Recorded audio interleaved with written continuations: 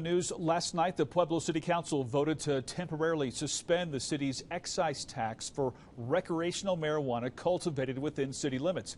It was an extra 8% fee charged to growers, which would often be passed along to dispensaries and subsequently to customers. KRDO 13's Emily Coffey is live in front of Apothecary Farms, a recreational and medical marijuana distributor in Pueblo, after talking to one of the employees there. Emily. Yeah, Bart, ultimately it was a split decision here in Pueblo, but it passed because some have said that that exorbitant tax can actually discourage marijuana businesses from growing here.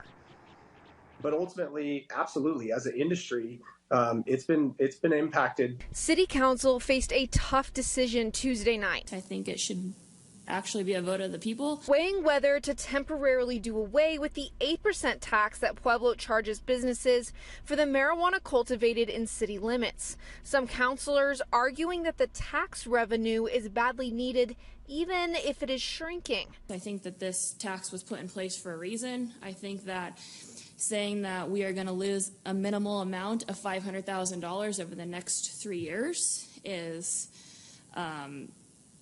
I don't think that we can afford to lose that tax revenue that's coming in. In the end, though, they voted in favor of suspending that tax in an effort to keep Pueblo competitive with the rest of the market, which has been getting smaller as more and more states and counties legalize recreational marijuana. There's been contraction within the marketplace in cannabis, and in particular cultivation.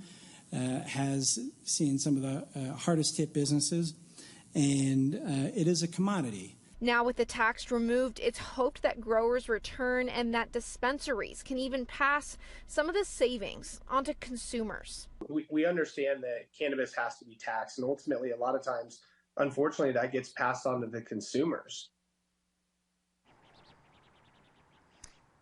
In the end, one of the key motivators for slashing this tax was jobs, saying that if businesses can grow here, so can jobs. Reporting live in Pueblo, Emily Coffey, KRDO 13.